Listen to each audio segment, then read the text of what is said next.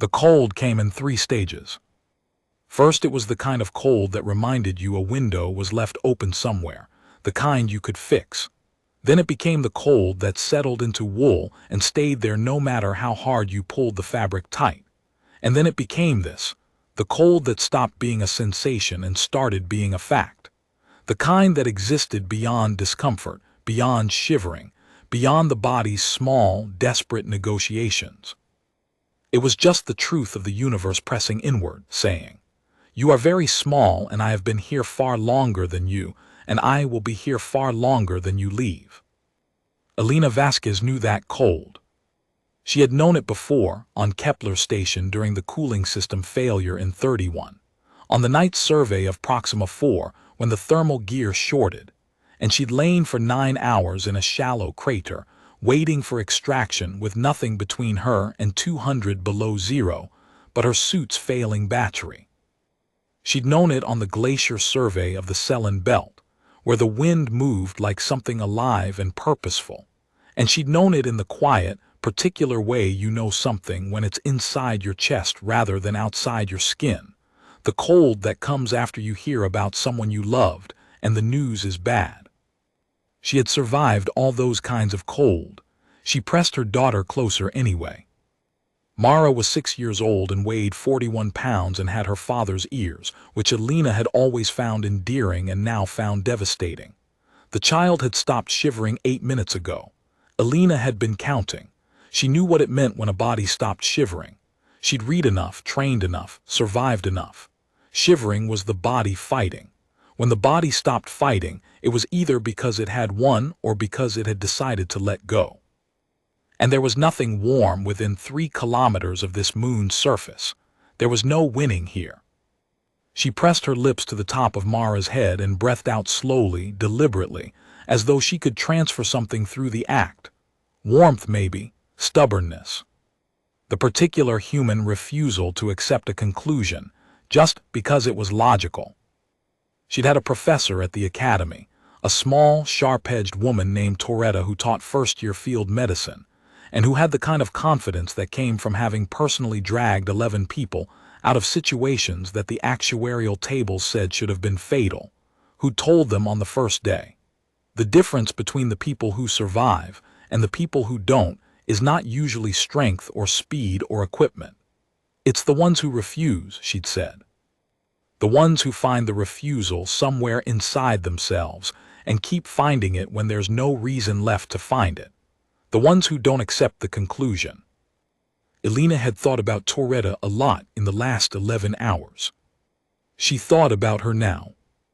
The wreckage of the scout runner was behind them, 20 meters of scorched hull plating, 3 dead thruster pods, and a coolant line that had ruptured on impact and flash-frozen into a crystalline spray that caught what little light the planet's dying star still offered.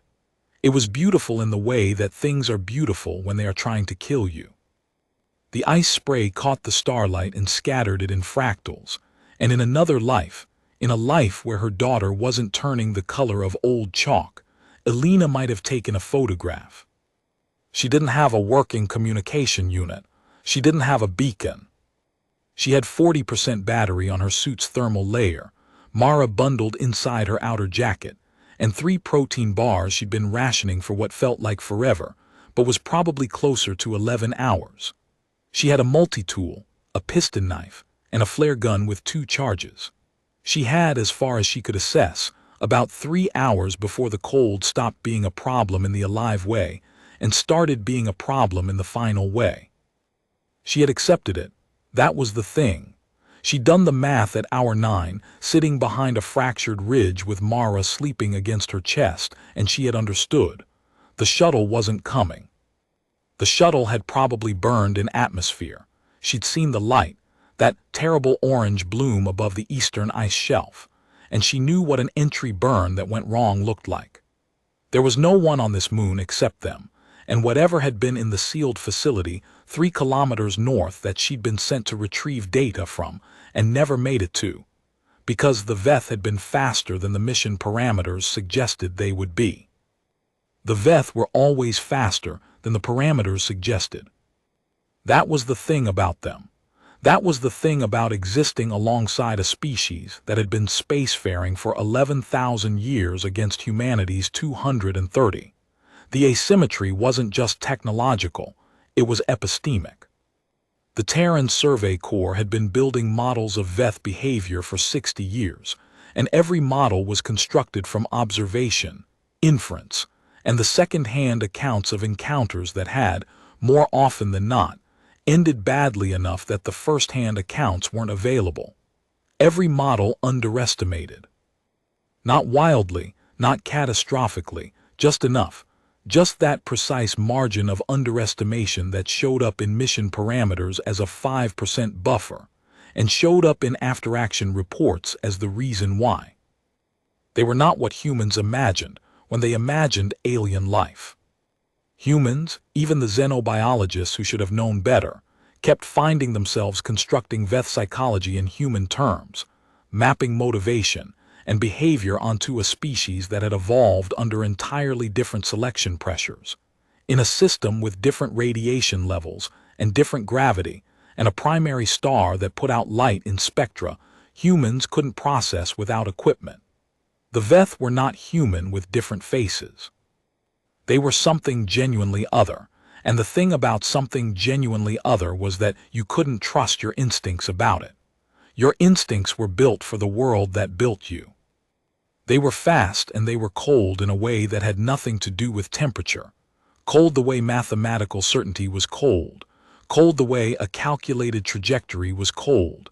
Indifferent not out of cruelty, but out of a kind of alien practicality that Alina had once found almost admirable and now found terrifying. They didn't hate humans. They simply processed them as a variable. She was a variable. Mara was a variable. She pulled her daughter tighter. And she thought, because she had accepted it, because the math was done and there was nothing left to do but think, about how Mara was here on this moon at all.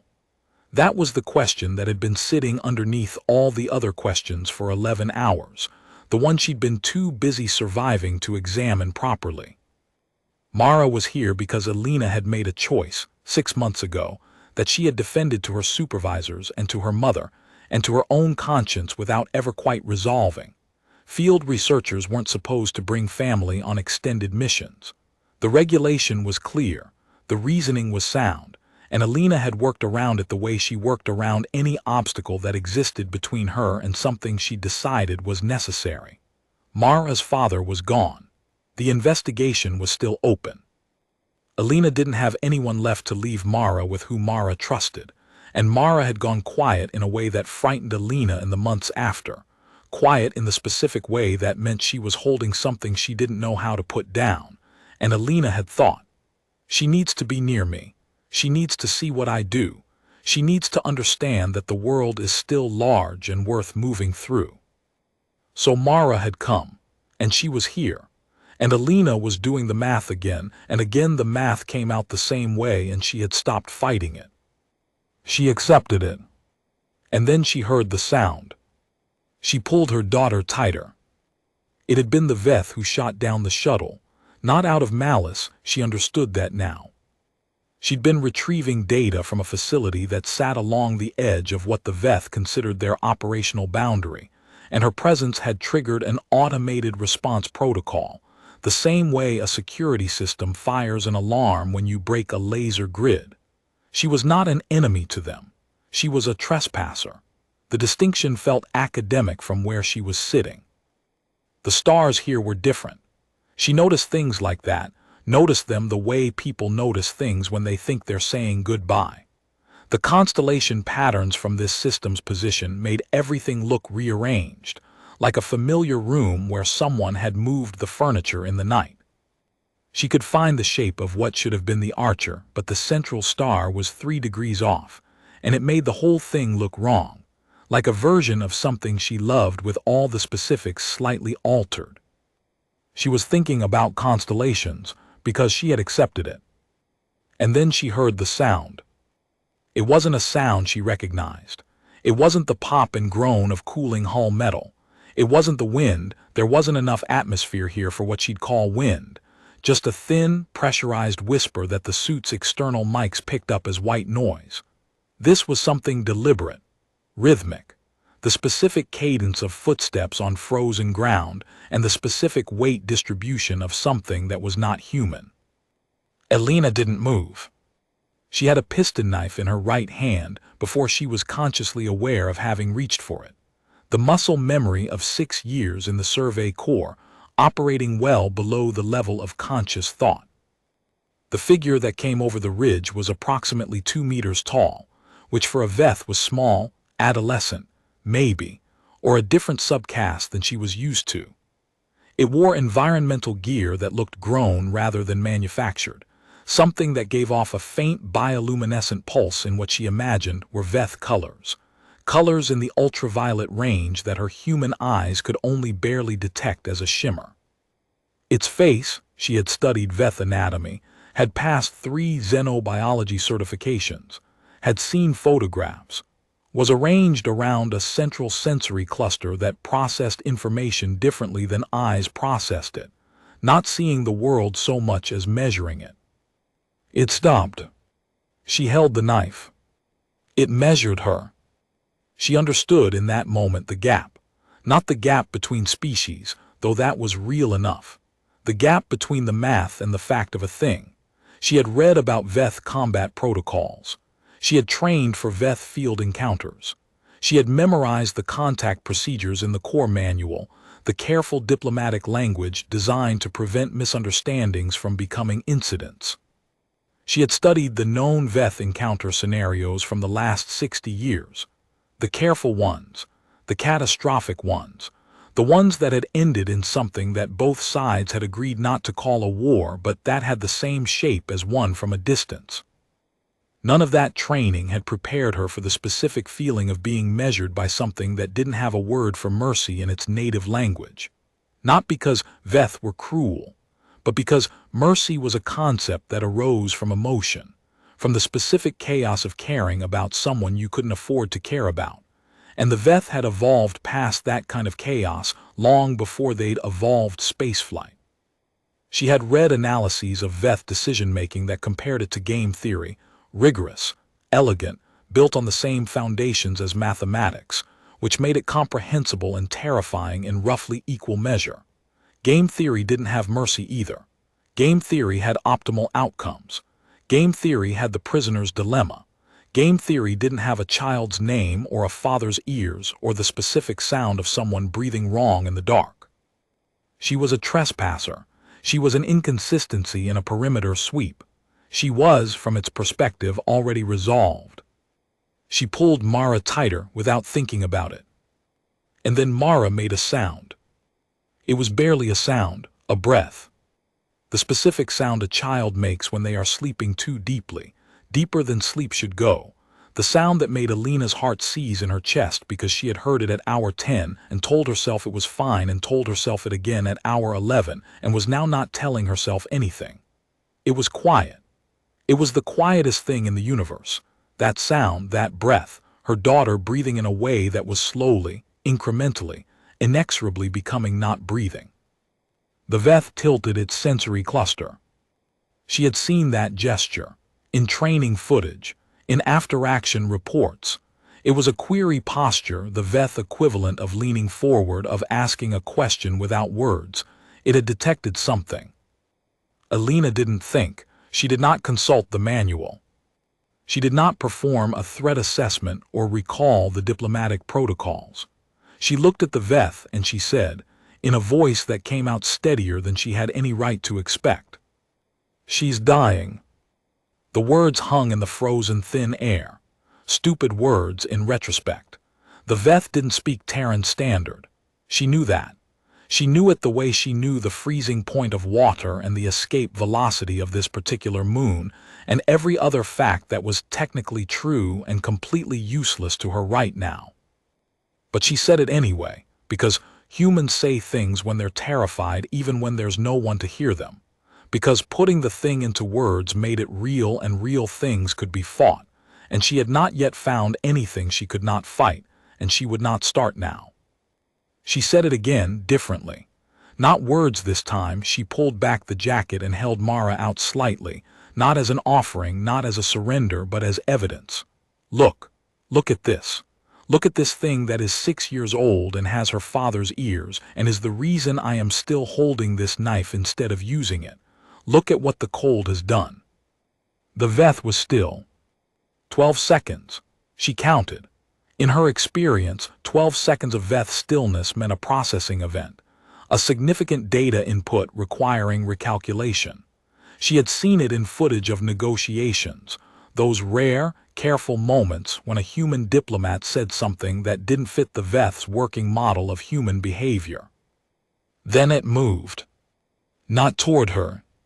It moved to the side, 3 paces, and crouched, and opened the seam along its environmental suit's secondary layer with a motion that suggested familiarity, routine, and removed something. A thermal insert.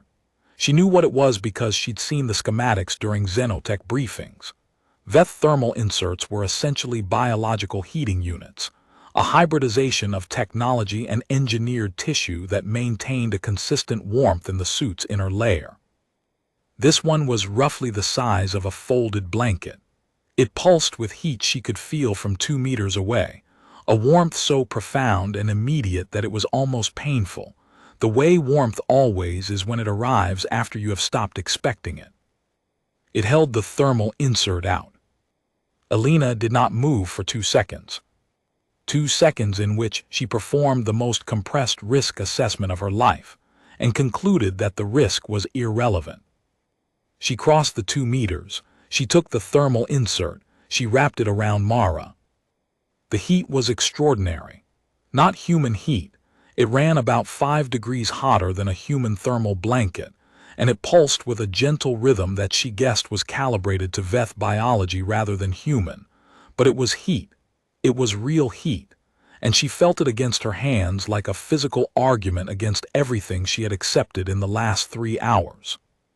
Mara made the sound again, the breathing sound, and this time it changed, it deepened, steadied, became the breathing of a child who was sleeping rather than the breathing of a child who was leaving. Alina felt something happen in her chest that she didn't have a word for, something structural, something that had been waiting to collapse finally being told it didn't have to. She looked up at the Veth. It was watching her with its sensory cluster in the neutral position, no longer a query posture, no longer the measuring stillness of an encounter protocol. She didn't know what neutral meant to a Veth. She didn't have enough data for that. But it had not moved. It had not retreated. It stood in the frozen dark of an unnamed moon and watched a human woman hold a warm child and seemed, by every measure she could apply, to be waiting. She said very quietly, "Thank you." And then, because she was Alina Vasquez and she had not survived 6 years in the Survey Corps by accepting gratitude as a terminal condition, she said, "She needs more than this. She needs medical care. She needs warmth. She stopped, looked at the Veth, started again, slower, more deliberate. I need to get her somewhere warm and safe. Is there a facility near here?" She already knew there was. She'd seen it on the mission maps, 3 kilometers north. The facility she'd been sent to retrieve data from before the Veth shot her down for being in the wrong place, which meant the facility probably belonged to or was being monitored by whatever Veth unit had deployed this one. The Veth tilted its sensory cluster again. Not the same as before. This tilt was different, lateral, lower. She searched her xenobiology notes and landed on a possible interpretation, acknowledgement, confirmation. It turned north. It didn't look back to see if she was following. It simply began walking north, and Alina sat for one more moment looking at her daughter, at the color coming back into Mara's face in increments that were almost geological in their slowness but were definitely happening.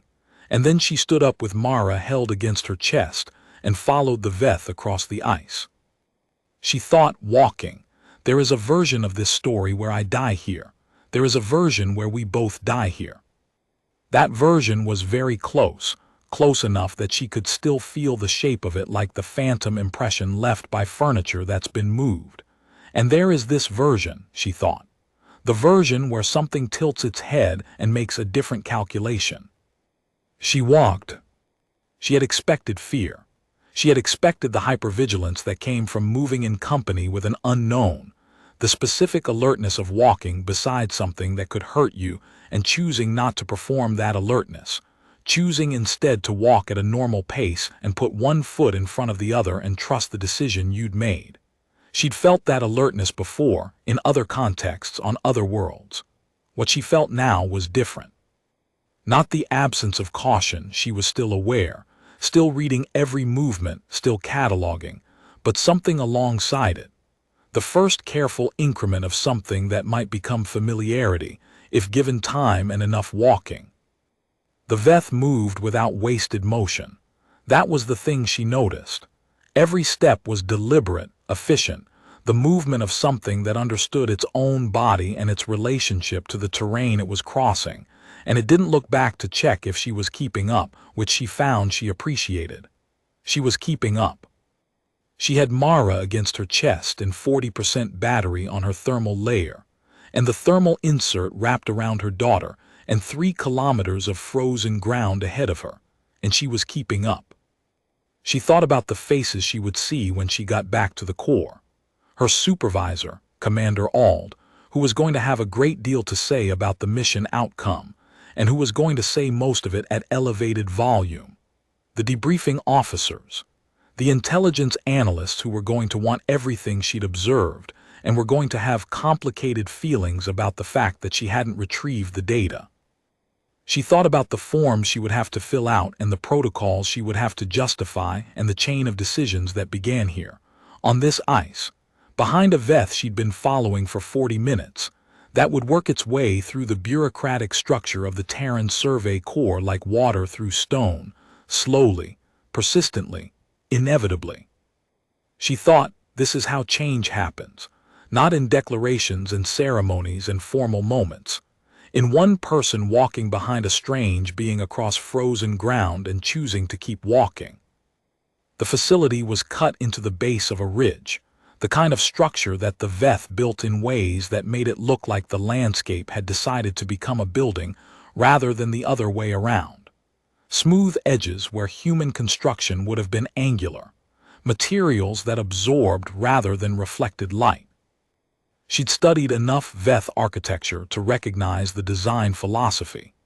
Everything they built expressed a relationship with the environment that wasn't quite respect and wasn't quite integration, but was something in between that humans hadn't developed a word for yet. There were 2 other Veth at the entrance. They were larger than her guide, the guard detail, she guessed. They registered her presence with the same kind of systematic assessment she was beginning to recognize as a species-wide trait, less threatening in its familiarity now than it had been 40 minutes ago, and stepped aside. She was aware of what this probably looked like. A trespasser, a human who had violated an operational perimeter, whose intrusion had necessitated an automated response that downed her transport, who was now being escorted into a Veth facility by one of their own. She was aware that there was no section of the Survey Corps contact manual that covered this specific scenario. She was aware that the data she'd been sent to retrieve was still somewhere in the facility's servers, and that having it would significantly change the core understanding of Veth movement patterns in this system. And she was aware that this was the least important fact in her current situation, and possibly the most important fact in a situation that extended beyond her current one. She filed all of it and walked through the door. The inside was warm. Not comfortable warm, not human temperature warm, but warm enough. The Veth ran warmer than humans by 3 degrees under normal conditions, and this facility's interior temperature reflected that. It was approximately 22 Celsius, which felt, coming from the outside, like stepping into summer. She gasped. She actually gasped, a small involuntary sound that she immediately felt embarrassed about, and then felt nothing except grateful. Mara stirred. She had not been fully unconscious. Elena understood that now, had understood it with the specific relief of a parent who has been lying to themselves about the severity of something, and is now being given permission to stop. She had been deeply cold, dangerously cold, but she had not crossed the line. The thermal insert had brought her back from the edge with enough margin that, when she opened her eyes now and looked up at her mother, the look on her face was not the confused, searching look of someone returning from somewhere, but the look of a child who has been sleeping heavily and is now mildly annoyed about being woken. "Mama," not a question, just an identification. "I've got you," Alina said. "I've got you." She was aware that the Veth from outside had followed them in and was now standing at what she estimated was a culturally appropriate distance, far enough to be non-threatening, close enough to be monitoring. She turned to face it. In the light of the facility's interior, she could see it more clearly. The environmental suit was not grown, she revised. It was manufactured from organic materials, which was different, which was a distinction that mattered in Veth culture in ways she'd only partially studied. The sensory cluster had a slight marking pattern she associated with a specific caste designation, though she couldn't remember which one. She wished she'd paid more attention in xenobiology.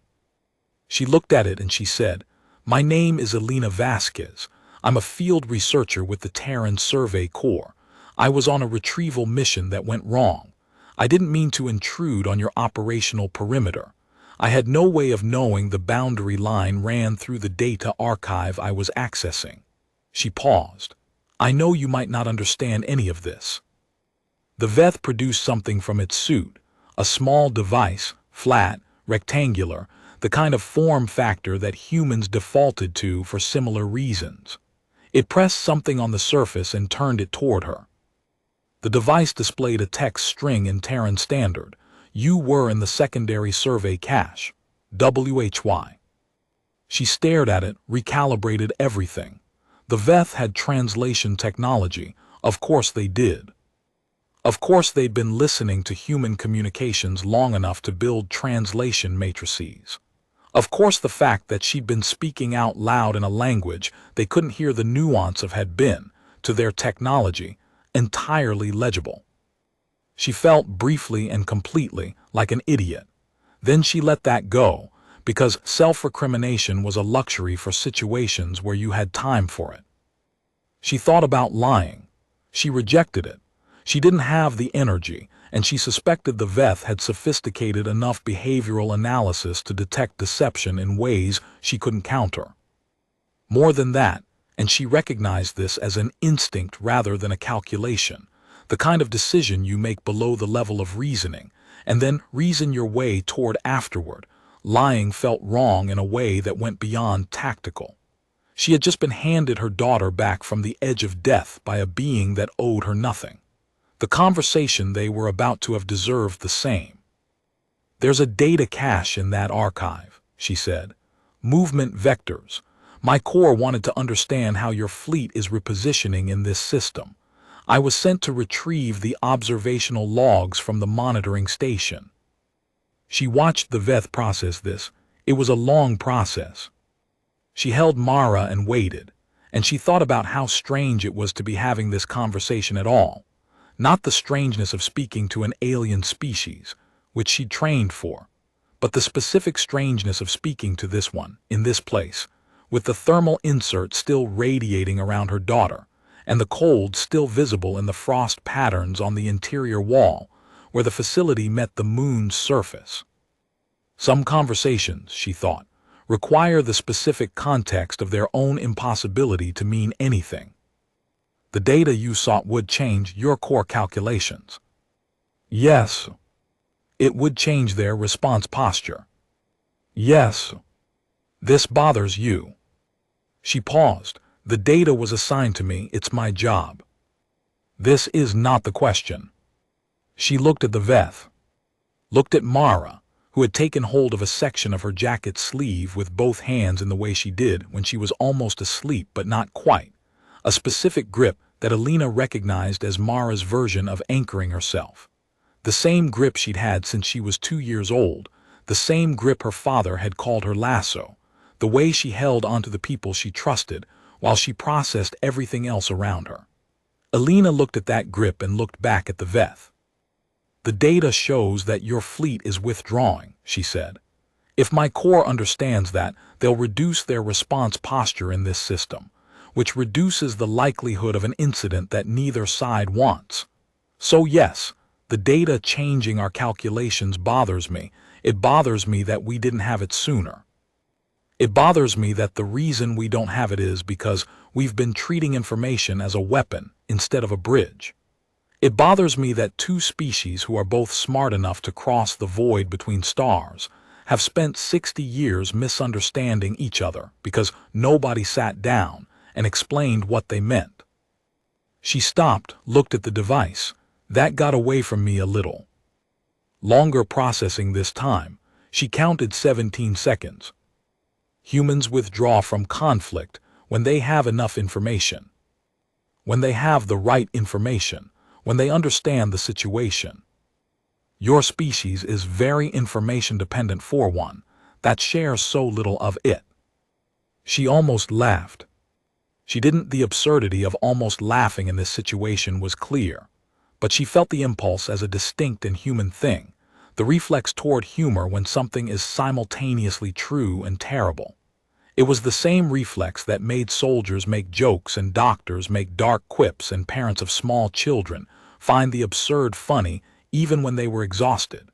Something in the human nervous system found release through the recognition of irony. She didn't know if the Veth had anything equivalent. She suspected they found the impulse baffling. That's accurate, she said. We're working on it. The Veth was still for another moment. Then it moved to a console at the far edge of the room, operated several controls with the kind of efficient, practiced motion that spoke to long familiarity, and turned back to her. Your daughter requires nutritional intervention. The Unit 3 SECTORS North has compatible resources. I will accompany you. She stared, compatible with human biology. The cache contains emergency universal nutrition packs from a prior joint survey. They are old. They are adequate. You had a joint survey here. An earlier period, before the current disagreement. She held that, the current disagreement. 11 years of territorial tension, 7 confirmed incidents, 3 near conflicts that had been classified by both sides and probably involved more dead than either the Terran Survey Corps or the Veth Administrative Collective had acknowledged publicly. The current disagreement. What do you call it, she asked, in your language? Another processing pause, longer than the others. There is no direct translation. The CLOSESD rendering in your language would be mutual misunderstanding, prolonged BY, insufficient data exchange. She thought about that, the way you think about something when it is correct in a way that requires you to rearrange something inside yourself to accommodate it. Yeah, she said. Yeah, I think that's right. They moved north through the facility. It was larger inside than it had appeared from the surface. Veth construction always was, she'd read, because they built vertically into the ground as much as above it, following the geological structure of the substrate rather than imposing a geometry onto it. The corridors had a slightly organic curve to them, the kind that human architecture only achieved when it was trying very hard to, and here it seemed entirely unconsidered, simply the natural result of building with rather than against.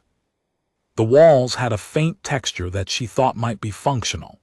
She'd read that Veth structures incorporated sensory information into their surfaces, that the texture could carry data in ways that required Veth sensory biology to read. Running her gloved hand along it, she could feel small variations in pattern that might have been significant and might have been decorative and might have been both simultaneously. She found she was curious. She found, somewhat to her surprise, that she had room to be curious, that the terror had settled into something quieter, still present but no longer filling every available space. The corridors were lit in the bioluminescent amber that her human eyes could process comfortably, though she suspected it looked different in ultraviolet. She'd read that in the visible light spectrum, Veth facilities appeared to humans as amber and cream and pale gold, and in the ultraviolet they appeared as a completely different place. Patterns of color and movement invisible to human eyes, a layer of information built into the environment that humans simply moved through without accessing, the way you might walk through a library and not be able to read any of the books. She thought about that, about the layers of meaning present in a space that she could only partially perceive. It seemed like a metaphor for something, though she was too tired to work out what. There were no other Veth in the north sections. She didn't know if this was normal or if her guide had cleared the path deliberately, and she found she didn't want to ask.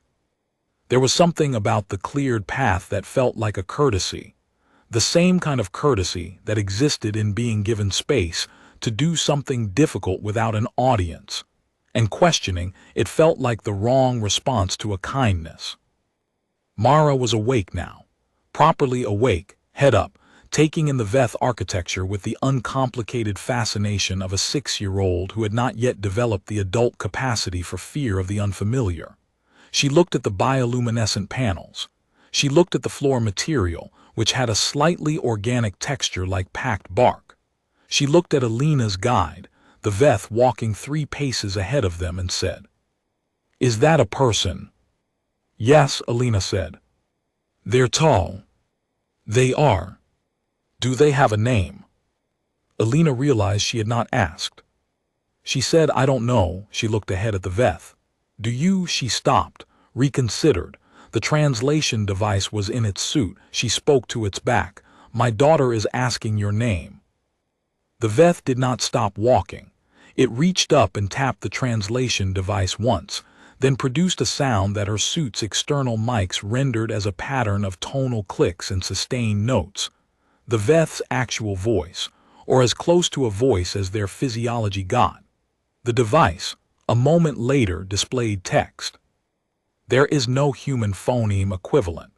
In your language, the CLOSEST function description is the one who measures what is left." Mara absorbed this with the seriousness she gave to all new information. "I'm Mara," she said. The Veth turned its sensory cluster briefly toward the child. Then it faced forward again and kept walking. The nutritional cache was in a sealed room that smelled of recycled air and long storage, the particular institutional smell that all preserved supply caches developed regardless of species, as though the passage of time had its own olfactory signature. The emergency nutrition packs were stacked in a sealed container with Terran Survey Corps labeling that was a generation out of date. The logo had been redesigned 4 years ago. Alina opened one of the packs and handed it to Mara, who ate it with the focused seriousness of someone doing their job, which Alina had always found one of the most clarifying things about her daughter. Whatever the situation, Mara ate when she needed to eat. She slept when she needed to sleep. She asked questions when she had them and was quiet when she didn't. She had a directness that Alina's mother said came from Alina's side, and Alina's father said came from the fact that she'd been raised in Survey Corps transit camps, and both of them were probably right. "More?" Alina asked. "Yes, please." She opened a second pack, watched Mara eat it, let herself breathe. She became aware, slowly, that the Veth was watching her in the particular, focused way it had watched her on the ice, the measuring quality, the sense of data being collected and processed. She looked up. "You helped us," she said, not a question. "Your child's vital signs were in critical range. The calculated probability of survival without intervention was 11%. You calculated that before you gave me the thermal insert?" "Yes." "Why did you intervene?" Another long processing pause, 18 seconds. "The parameters of perimeter enforcement do not include lethality against NON combatants. Your child had not committed a trespass. SHE was present because you were present. The situation that created the danger was a consequence of perimeter enforcement. The perimeter enforcement protocol does not specify this scenario. So it was a gap in the parameters. Perhaps, Or perhaps the parameters have GAPS by design. She held that thought carefully, the way you hold something fragile.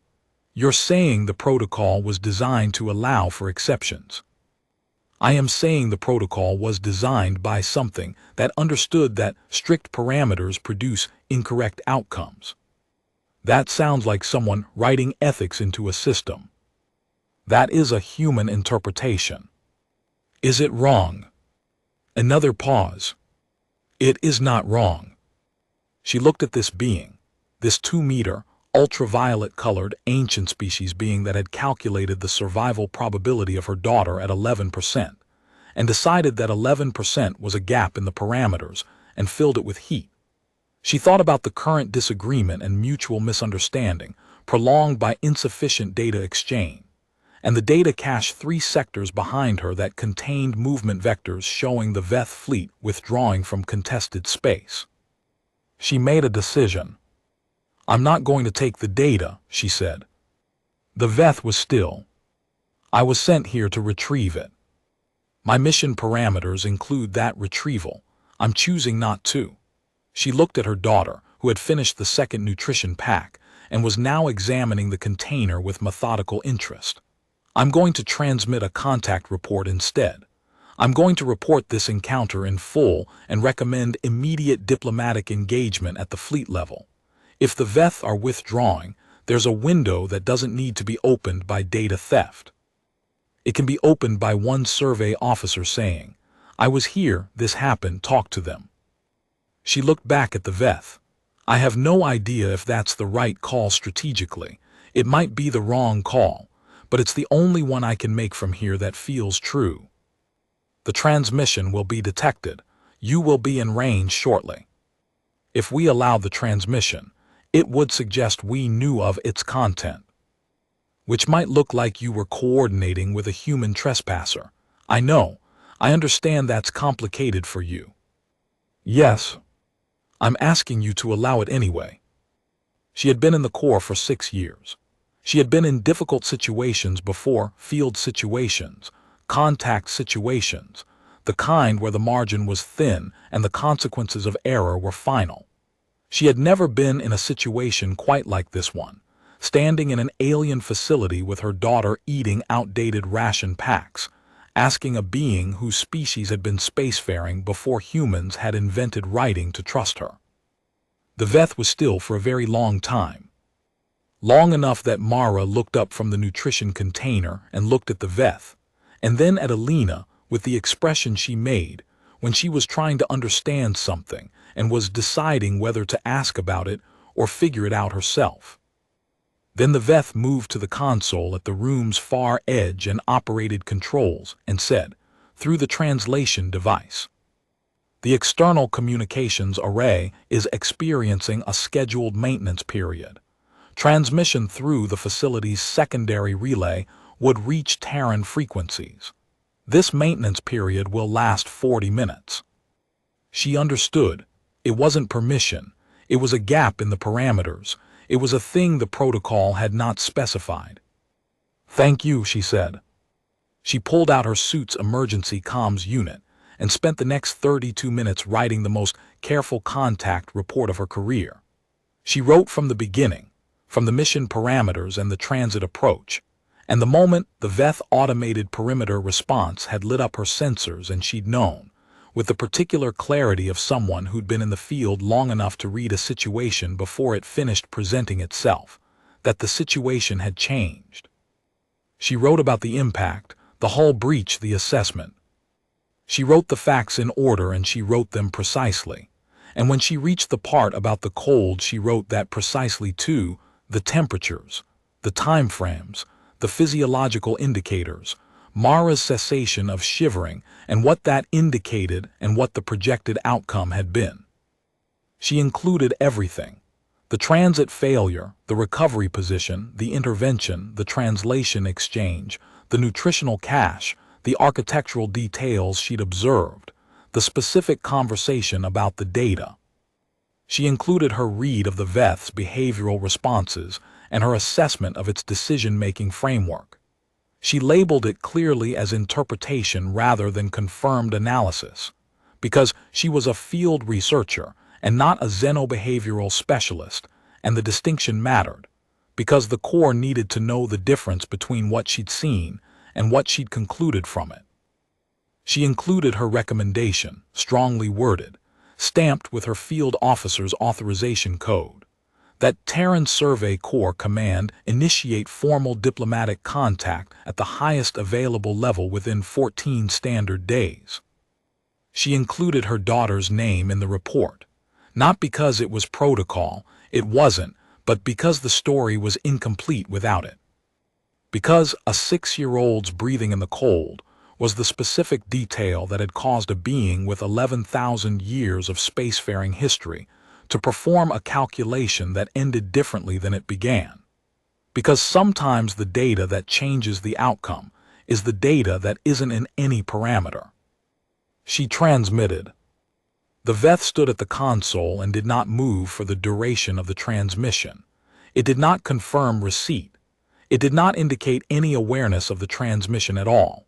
When she finished, it turned from the console with the smooth, economical movement of a species that did not waste motion, and it said, "There is a working shuttle in the secondary landing platform. It is a human-compatible design. It was left by the Joint Survey.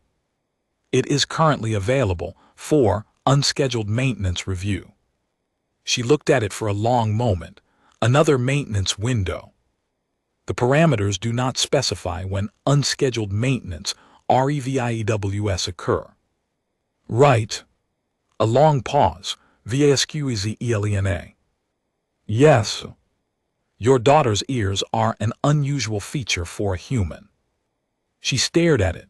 She burst out laughing, actually laughing, a real laugh, the laugh of someone who has been holding too much for too long and has found the specific small absurdity that makes the holding possible to let go of. Mara looked up at her. The Veth was still, impassive, sensory cluster neutral. She gets them from her father, Alina said, when she could speak again. The proportion is notable. He thought so too. She looked at her daughter, who was watching her with that patient, evaluating look that was also her father's, and she took a breath that went all the way down and came back up with something like hope in it, which was a thing she'd stopped allowing herself at hour 9 and was now giving herself permission to have again. "Can you say thank you?" she asked Mara. She hesitated. "To the one who measures what is left." Mara looked at the Veth with her straightforward, unself-conscious 6-year-old gravity. "Thank you," she said. The Veth sensory cluster made the small lateral tilt. It lasted approximately 1 second. Then it said, through the device, "GO north through Sector 7. The platform is marked. The shuttle has fuel for Terran standard range." She picked up Mara and settled her against her hip. Mara put her arms around Alina's neck without being asked, the automatic architecture of a child who trusts the person carrying her. "Will you," Alina started again. "Will you tell me your name, your real name, not the translation, the actual sound?" A very long pause, longer than any previous pause. Then the Veth produced the sound again, the tonal clicks, the sustained notes, the pattern that her suit's external mics rendered but could not interpret. It lasted 4 seconds. It was nothing like a human name. It was not designed for human hearing or human mouths or human memory. She could not reproduce it. She could not store it in any system she could reliably access. She listened to it anyway. All 4 seconds of it. "Okay," she said. "I won't try to say it, but I heard it." The Veth sensory cluster held the lateral position for slightly longer than a second this time. She walked north through Sector 7. The platform was exactly where the Veth had indicated, a recessed bay with an older model Terran Survey Corps shuttle, the Mark IV type that had been in service about 15 years ago, functional if not elegant, with hull markings she didn't recognize but systems she knew how to operate. She ran the pre-flight check while Mara sat in the co-pilot's seat and watched with the focused attention she'd always had for anything mechanical, the same way her father had watched things mechanical, And Alina did not think about her father right now because there would be time for that later. There had to be time for that later. She had a job to finish, and a daughter to bring home, and a contact report burning its way through whatever relay system, an alien facility's secondary array used to reach Terran communications bands. The shuttle lifted clean, no resistance.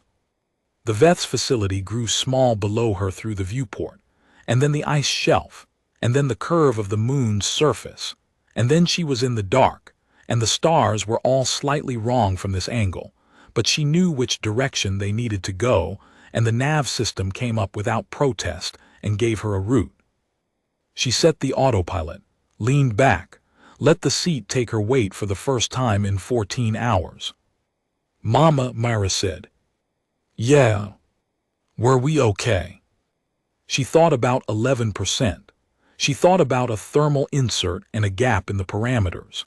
She thought about a sound that lasted 4 seconds and was not designed for human memory, but that she was keeping anyway. "We are now," she said.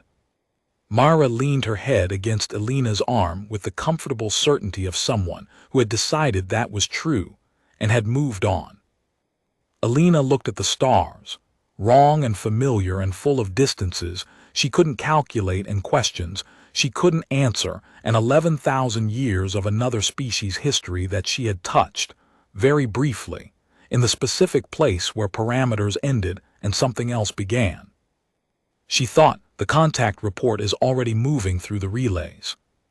It is moving at the speed of light, and it carries one field officer's recommendation, and one child's breathing and the 4-second sound of a name not made for human ears, and it will arrive at Core Command before she does, and she does not know what they will do with it, but she knows what she chose, and she knows what was chosen in return.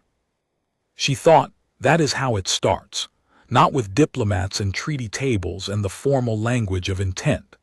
It starts with someone on a frozen moon calculating an 11% probability and deciding that is not the answer the parameters wanted. It starts with hands you didn't expect, reaching into the cold.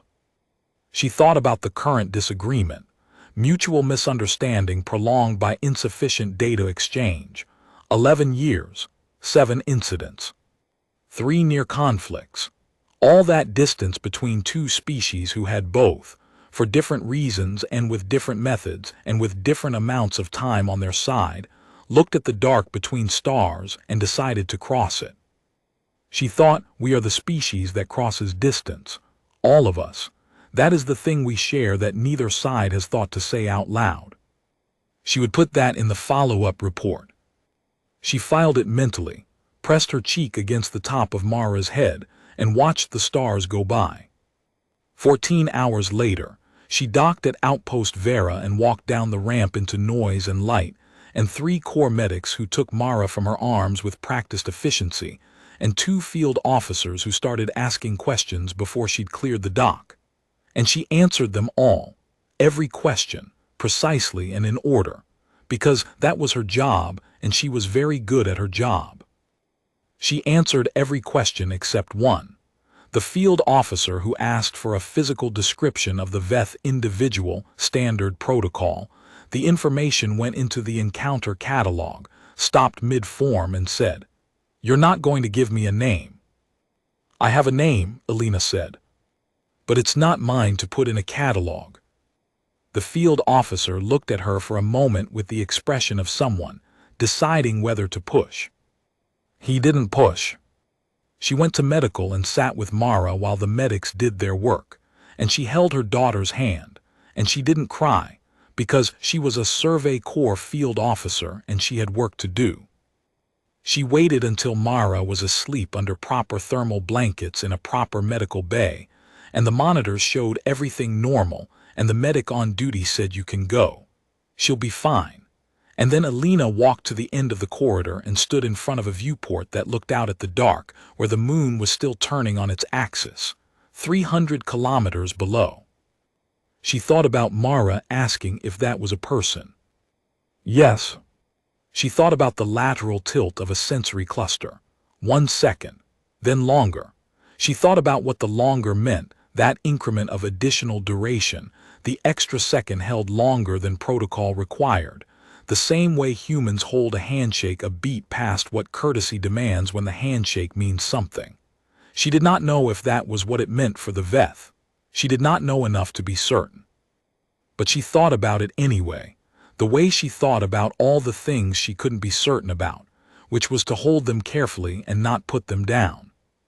She put her hand on the cold glass and left it there for a long moment. Outside, the dark was the same dark it had always been, the same dark she'd looked at since the first survey mission she'd taken at 23, terrified and trying not to show it, staring out at the nothing between stars and trying to understand why the nothing felt less like absence and more like the space between words where the meaning lives. She'd never entirely solved that. She wasn't sure it was solvable. Some things were meant to be held in the wondering rather than the understanding. She thought about the 4 seconds, the name not built for human ears. She thought about choosing to hear it anyway, all of it to the end, because the story was incomplete without it. Because you couldn't report accurately on a contact event if you excluded the parts that didn't fit the form. She thought, I am a field researcher. My job is to go to the places that haven't been measured yet and measure them honestly. My job is to come back with the truth of what I found, not the version that fits the mission parameters, not the version that tells command what they sent me to hear. The truth of what I found. She went back to Mara's room first, stood in the doorway for a moment with the light off, listening to her daughter breathe. Good breathing, deep and regular and alive. The breathing of someone who was going to wake up in the morning and eat breakfast and ask questions and grow up. And then she went to the debriefing room and sat down at the terminal and began. She wrote for 4 hours. She was thorough, she was precise. She was, she thought, more honest in this document than she had been in any document she'd written before it, not because she'd been dishonest before, but because this one required a kind of honesty that the others hadn't. This one required her to say, I chose this, not because it was in the parameters, because it was the only true choice. And here is why I believe that is the same thing, ultimately, that the parameters exist to serve something, and the something they exist to serve is this, is contact without catastrophe, is the possibility of 2 species measuring the same distance and finding the same number. And what I did in that facility moved us closer to that than any data theft would have. She included everything, the thermal insert and the 11% probability. The 4-second name, the lateral tilt that lasted longer than protocol required, the unscheduled maintenance windows, the joint survey supplies in a room that smelled of decades, all of it, the things that fit the form and the things that didn't. She included a personal note at the end, flagged as non-operational, outside the official record. She wrote it to whoever read it, to the Corps analyst or the diplomatic officer or the intelligence reviewer or whoever would eventually open this file and work through it line by line. She wrote, I had accepted that we were going to die. I want to be honest about that. I had done the math and the math said 11% and I had stopped fighting the conclusion. And then a being that had no obligation, no regulation, no strategic incentive to intervene decided that 11% was a gap in the parameters. It found, somewhere in the architecture of its decision-making, something that looked like a reason. I do not know what that reason was. I know what it produced. We are 230 years into this. The Veth are 11,000. Every model we build underestimates, and we keep building them anyway, which is correct, because the models are how we learn. But the models can't measure this. They can't measure the thing that calculates 11% and decides that is not the answer the universe wants. They can't measure what happens when 2 species are cold in the same dark and one of them reaches. Start the conversation. We owe them that. She sent the report. She leaned back in the chair and closed her eyes and let herself be tired, fully and without qualification, the kind of tired that waited on the other side of everything she'd held for 14 hours, the kind that felt like coming home. Then she went to write her report. All the way through, all 4 seconds of it. Every word she knew how to give it.